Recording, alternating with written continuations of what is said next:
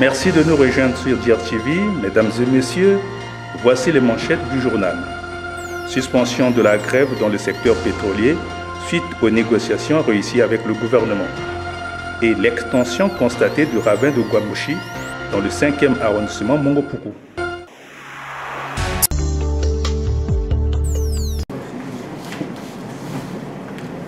Il aura fallu d'intenses discussions pour voir l'administration, le patronat et les syndicats du secteur pétrolier parvenir à la signature de cet accord. Accord qui prévoit ainsi la suspension de la grève. Ceci conformément à certaines dispositions convenues par tous. Après échange, les parties ont convenu de ce qui suit. 1. Du calcul au cas par cas des pensions des travailleurs dans le cadre du plafonnement et déplafonnement. Il a été décidé la reliquidation au cas par cas des dossiers de retraités du secteur pétrolier ayant cotisé sous l'empire du déplafonnement et du plafonnement avec la publication du décret numéro 99-284 du 31 décembre 1999. Les intéressés devront saisir la commission de recours gracieux telle que prévue aux articles 175 et 176 du Code de sécurité sociale. La CNCS demande à l'interfédération du secteur pétrolier de lui transmettre les dossiers des travailleurs concernés en vue de leur traitement. S'agissant de la signature du compte-rendu relatif au suivi des conclusions des négociations du 23 août 2017 à Pointe-Noire, la CNCS et l'interfédération du secteur pétrolier ont décidé de se retrouver le 23 mai 2018 à Brazzaville. Cette étape n'est qu'une première car les échanges entre les parties concernées vont se poursuivre d'ici le 16 mai de l'année en cours du côté de Brazzaville. Toutefois, la suspension de la grève devait être entérinée par une tenue dès le vendredi 11 mai même de l'Assemblée générale de l'interfédération des syndicats du secteur pétrolier et parapétrolier à la Bourse du Travail.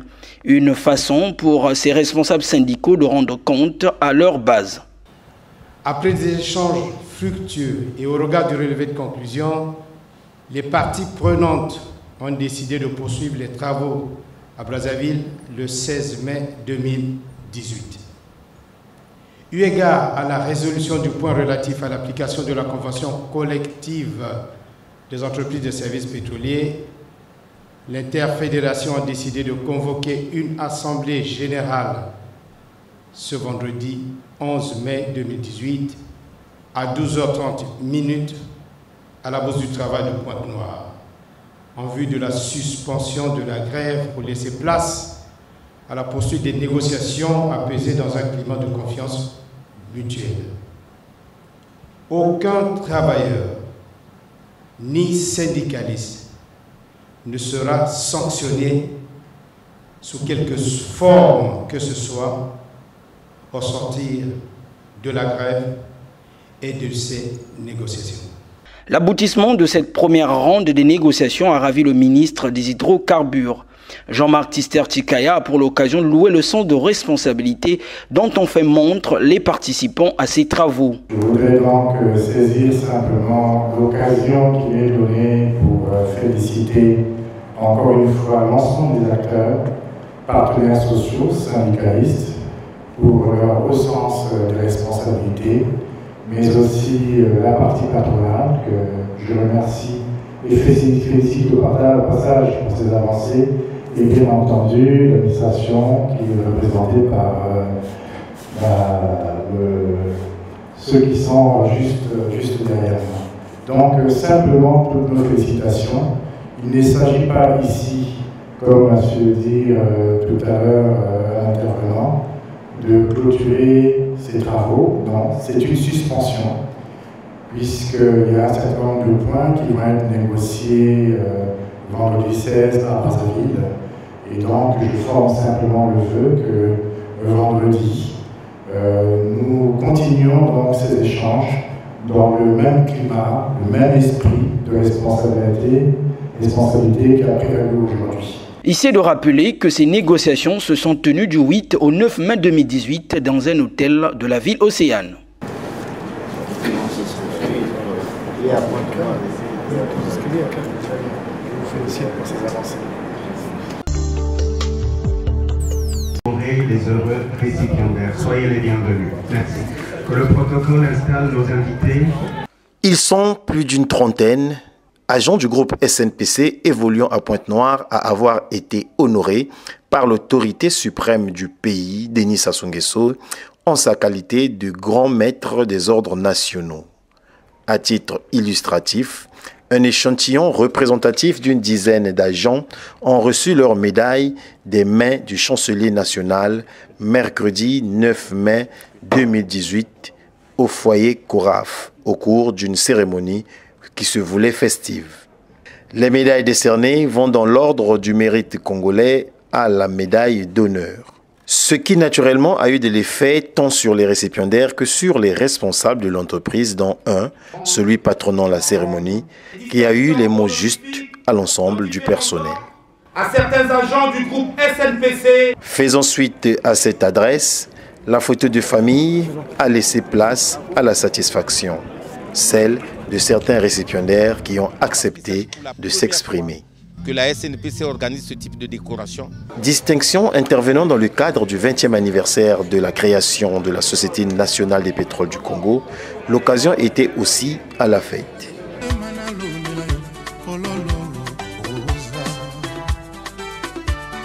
Promise à une certaine hauteur, la cérémonie de décoration de quelques agents du groupe SNPC n'a pas trahi son esprit. Ce qui a été fait par le directeur général à Brazzaville, nous aurons 3 axes principaux.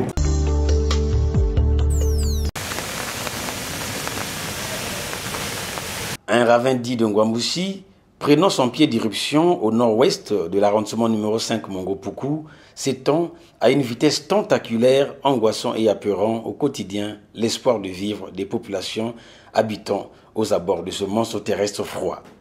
Véritable monstre qui avance progressivement pour avaler les habitations environnantes, ravageant ainsi tout sur son passage devant ce ravin béant. Pourtant, plusieurs visites guidées des autorités de la ville de Pointe-Noire ont inspecté ce ravin, des rapports élaborés adressés à la hiérarchie.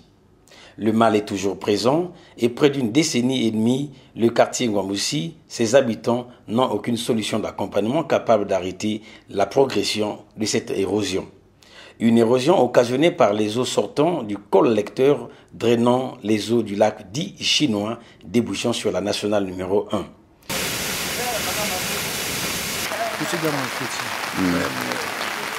Suite à la pluie diluvienne du 8 mai 2018, la caméra de notre rédaction a exploré le site de ce ravin avec la conviction de constater la dangerosité de ce cadre écologique. Des douleurs d'indignation fusent de partout pour stigmatiser le mutisme des autorités en charge de ce dossier. Nous sommes menacés par un ravin qui a commencé depuis les travaux abandonnés par les Chinois de la canalisation qui part de Vindoulou, rond-point Tisser qui débouche par la 3e pylône, qui a remonté vers la 4e, la 5e et qu'on a projeté vers la rivière de Ngwambouchi. Malheureusement, les travaux se sont achevés à mi-chemin et du coup, au fur et à mesure que le pluie ont commencé à menacer, les ravins ont commencé à casser la canalisation que les Chinois avaient laissée et ça a commencé à progresser. De temps à autre, on demande la présence des autorités qui sont arrivées peut-être une fois ou 2 fois et qui ont promis faire quelque chose. Malheureusement, le quartier est dévasté. Vous voyez vous-même comment la situation se présente. Il faudrait qu'on interpelle les Chinois. Les Chinois, depuis qu'ils ont fait soi-disant ce travail-là, je crois qu'ils ont bâclé. Ils n'ont pas vraiment eu l'attention du danger que ça pourrait causer. Et les maisons ne font que partie, les gens ne font que déserter les maisons, déserter les parcelles. Hein, vous voyez là, les voisins là, il n'y a pas très longtemps qu'ils sont partis. La semaine passée, ils sont partis et ça ne fait qu'avancer, ça ne fait que creuser, avancer. Donc, vraiment que les autorités fassent quelque chose.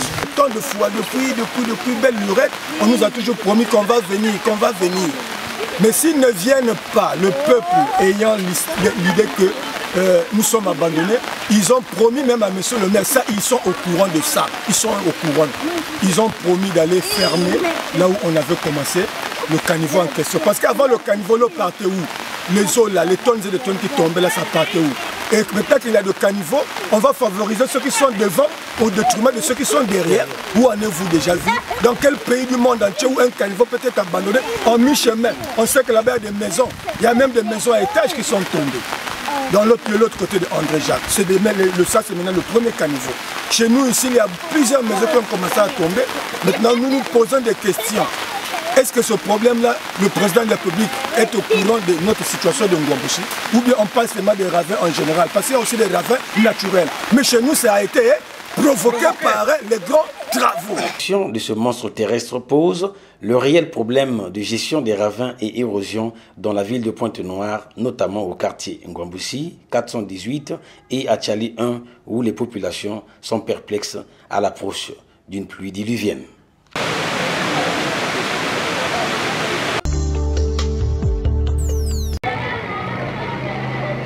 Ces images parlent d'elles-mêmes pour traduire le calvaire et l'angoisse des piétons et chauffeurs de véhicules qui pataugent dans les eaux de pluie à la hauteur du pont d'Ibakadila à 600 mètres de l'avenue de la République. Artère principale, rue de ce quartier résidentiel de cette zone de l'arrondissement numéro 1 Emery Patrice Lumumba, prise en otage par ce désastre pluvieux, avec des populations préoccupées par la recherche d'un abri de sauvetage et impuissantes à la rage de dame pluie. Presque un déluge, décrit à l'aube de la création du monde par Dieu au regard de ce fleuve déversé à hauteur de ce pont causé par l'affaissement du sol et surtout par le manque d'un curage régulier de ce cours d'eau passant sous ce pont qui se jette au quartier Saint-Pierre. Ceci occasionne l'étouffement des eaux au cours d'une pluie drainant des alluvions aux détritus divers, bloquant ainsi toute circulation. S'ajoute à ce spectacle pluvieux la concurrence déloyale de transport en commun entre les taxis et tricycles moto Jakarta à la quête d'une clientèle errante.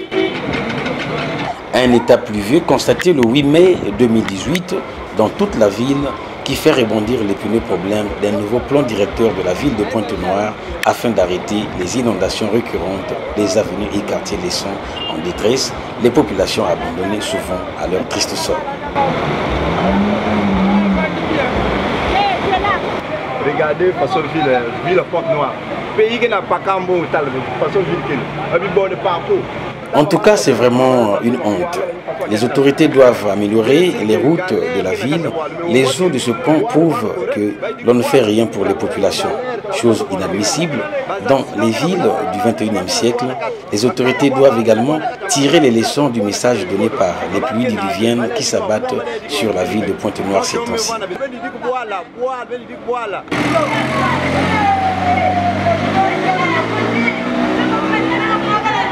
Si à l'impossible nul n'est tenu, les citoyens de la ville de Pointe-Noire doivent s'arrimer à cet état pluvieux scabreux qui ternit les efforts consentis par les autorités pour l'assainissement de la deuxième capitale du Congo.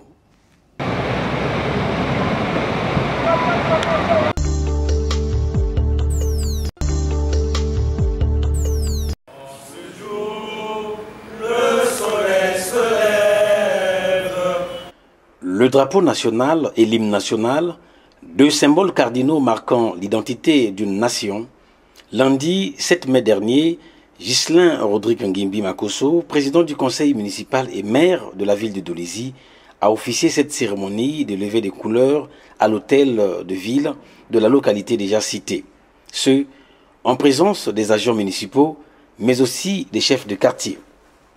Cette cérémonie solennelle, tenue tous les premiers lundis du mois, s'inscrit dans le cadre de la sensibilisation de la base au respect des symboles de la République. Ceci, conformément aux consignes du chef de l'État et du gouvernement de la République. Après la levée du drapeau national, place au chant de l'hymne national, la congolaise.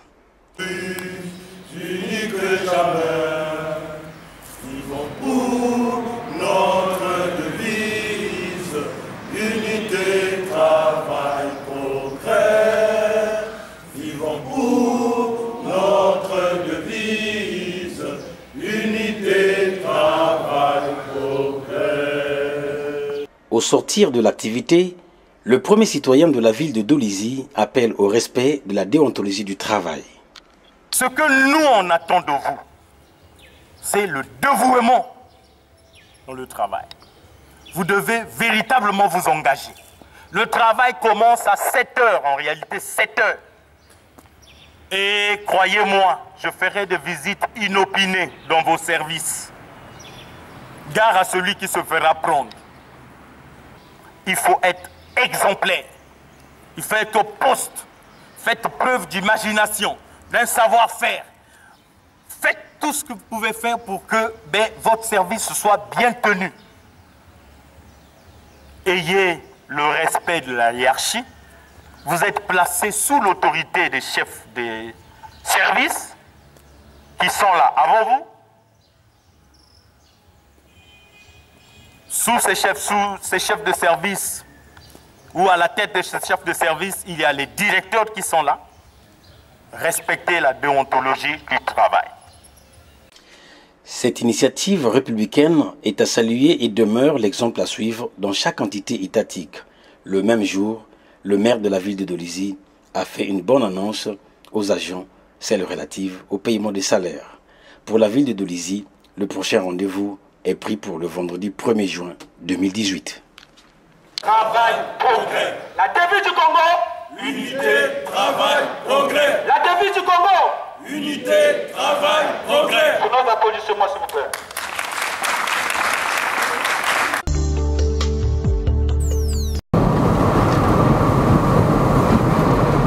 L'on a souvent affirmé que ce sont les masses qui font l'histoire. Cette anecdote de Karl Marx, vantant la lucidité d'esprit des producteurs des biens matériels de l'existence, fait que les populations de Tchambanzassi ne dérogent pas à cette loi sociale en voulant d'une chose et son contraire.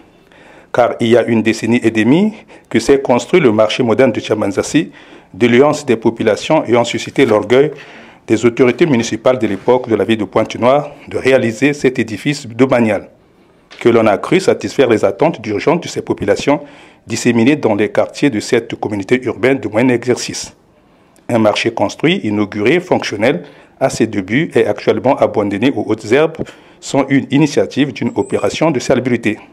Pourtant, l'on ne peut pas vouloir de la modernité et continuer à conserver des terres rurales. Abandonner un marché et vendre aux devantures des domiciles ou le long de l'artère principale de la sous-préfecture, un geste indigne d'une population qui a horreur de payer les taxes domaniaux en vendant dans ce marché moderne. Au micro de notre rédaction, un jeune rapproché manifeste son indignation vu l'état actuel de ce marché.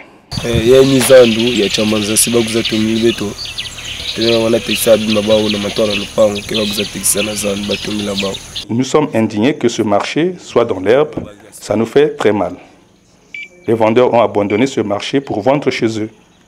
Les autorités municipales doivent revoir la situation de ce marché pour réhabiliter la dynamique socio-économique de ces activités. Les populations doivent rendre l'intérêt donné à ce marché par les autorités et faire en sorte que Tchambanzassi est un marché moderne. La sous-préfecture de Tchambanzassi est rattachée à Pointe-Noire depuis quelques années.